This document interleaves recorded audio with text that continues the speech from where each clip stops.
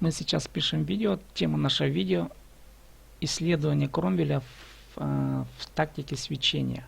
Карты самые разные, и я сейчас не могу сказать, что будет, но мы исследуем свои собственные возможности, как на Кромвеле можно светить танки и помогать своим их добивать, что называется. Записал я несколько видео, они неудачные были по качеству игры, но тем не менее я их решил выставить. Почему? Потому что обычно все выставляют свои самые лучшие видео, стримы. Я выставляю всех, которые у меня получились так или иначе. Ну, имеется в виду те видео, которые выдерживают определенную тему или приложены к определенной теме свечения. Я специально их записываю, не выбирая, который хуже, который лучше. Возможно, где-то из 10 видео, выложенных в сеть, некоторые будут удачны, я сейчас сказать не могу, но это результат какого-то, точнее говоря, вот это видео, это цель исследования возможностей свечения Кромвеля. Но не самого Кромвеля, а как я умею это делать. И я хочу посмотреть на свою собственную статистику в том смысле. Ну и, конечно, кому интересно, можно посмотреть вообще на Кромвель, как можно им играть. Кромвель — это тот танк, который мне лично нравится. У него скорость довольно хорошая, 64 км в час. Ну вот в качестве свечения, конечно, им можно здесь поиграться. Ну тут мне в напарнике идет другой танкист. Так, он идет по другой дороге, я по другой. Он ближе к теме там, я думаю, сейчас будет. Почему? Потому что по правому флангу, да, уже высвечены. Так, меня уже стреляют. Да, я не хочу тягаться с тяжами. Это дело хлопотное для Кромвеля. Да, сейчас уже меня подбивает. Издалека даже. Что, будем за кустики пытаться прятаться? Повреждение гусеницы. Шанс разрыва увеличен. Так, да. Меня попали несколько раз. Я попросил на ходу починиться, да. Починился, но посмотрим. Давайте, меня сейчас подбивайте сверху.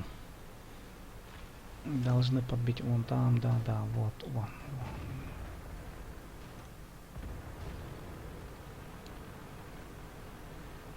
Где-то там должны были быть бойцы, что-то нету их. В хвост. Давайте мне в хвост, где? Никто меня в хвост не бьет. Тут даже уже завязалась драка. Так, Ну что, потягаться мне с ним?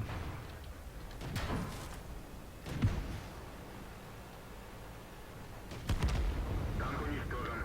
Ну да, вот этот вот М7, американский танк, он тоже один из моих любимых танков, он меня и подбил. Ну давайте посмотрим теперь на игру наших других танкистов.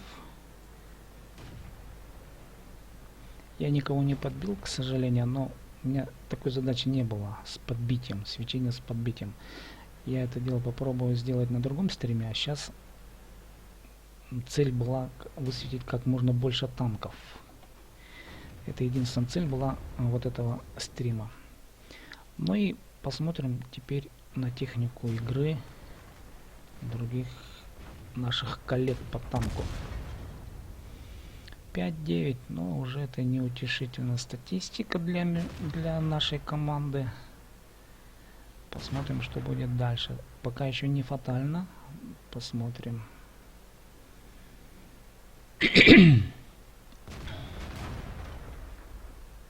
КВ-1 тоже на этом танке я играл, точнее говоря, его продал, купил Т-150 с 6 уровня. Но видите, он подбил своего соперника. Шанс разрыва увеличен. Радист контужен. Радиус связи снижен. Мехвод контужен. Скорость движения и поворотов снижена. Вот на КВ-1 играть, ну, лично мне было немножко немножко некомфортно, потому что он такой медленный, а я не люблю, когда все медленно. Я люблю быстро.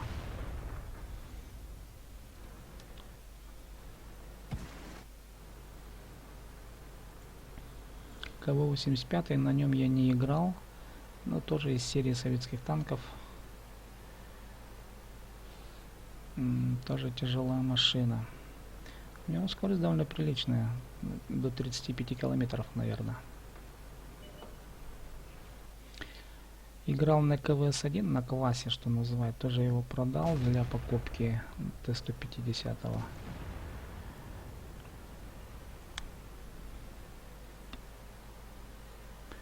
КВ-85. Так, ну пока 10/12 у них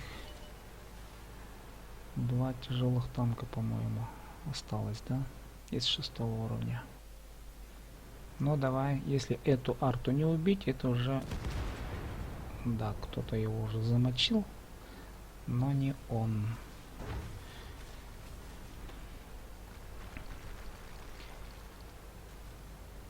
Так, ну 11-12 уже ближе к теме, что называется. Может быть, даже и выиграем. Посмотрим, что получится.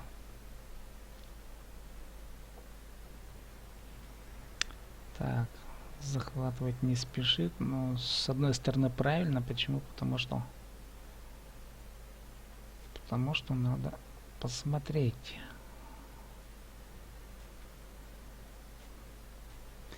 Прочесать чаще надо, прочесать.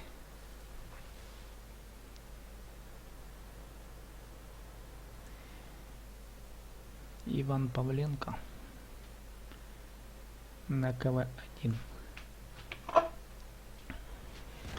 Так, наши 8.5, да, 85-ки. Интересно, как еще называют эти танки в народе, в быту, не знаю. КВ-85. Думаю, что узнаю потом. Так, ну что, счет сравнялся практически. Остались тяжелые танки. У нас-то все... Так, с 6-го 2, с 5-го 1, а у них с 6-го, с 4-го 4. Но есть определенное преимущество у нас в тяжах. И если мы сохраним это преимущество, это будет хорошо. Потому что уроны у тяжей довольно серьезные. Ну и ХП у них тоже, конечно, измотанная. У этого всего 26% осталось. Так. Почти половину, 44%. Так, 27% тоже. Пару выстрелов по нему. Так, это кто кого где. Я не успел зафиксировать. Ну, посмотрим. Так, видите. Угу, половину сразу забрал. Вот так вот, да. 13/13. Я-то думал, он выдержит лобовой удар. Не выдержал.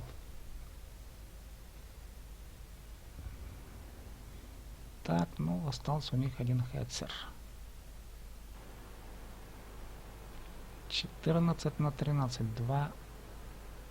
Два тяжа. 2 КВ-85 против одного Хетцера. Ну, по идее, конечно, не должны победить.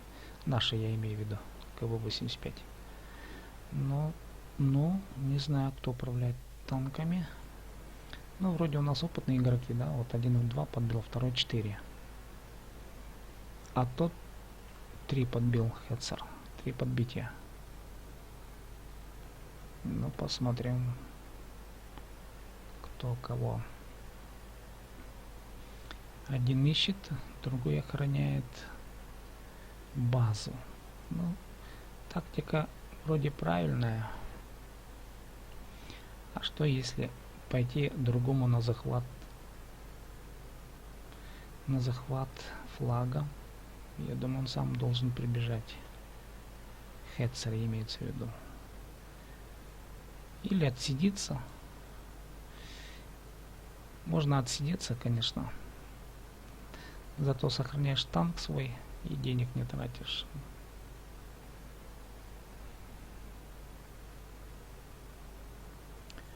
Так, если сейчас в спину им к нему зайти, то, наверное, наверняка его можно грохнуть. Я имею в виду, кого в 5 со спины можно грохнуть Хетцеру. Наверное.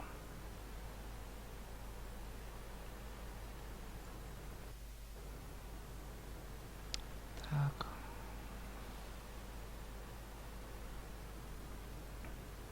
Ну вот, зашли на базу, захватили, но он сам должен прийти. Сейчас, если вдвоем они войдут, то я думаю, они должны справиться с одним танком.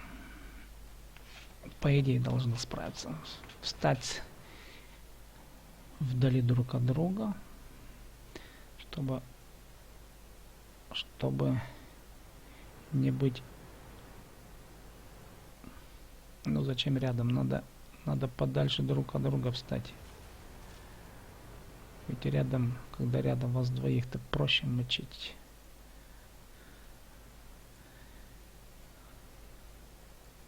Что бы я сделал на место Хетцера? Я бы, честно сказать, отсиделся, наверное. Пусть я проиграю, но танк живой, а то я сейчас приеду, ведь меня тут все равно разберут на части. Он не отсидится наверняка. Ну вот, игра выиграна, командная игра, но каково наше достижение? Да, тоже скромны. Раз, два, три, четыре, пять. 5 свечений всего. Ну, хоть нас и подбили, а всего 2000 с небольшим серебра. Правда, у нас тут снаряжение еще 3000 приписали. Ну да, с вами был игрок Тадархан.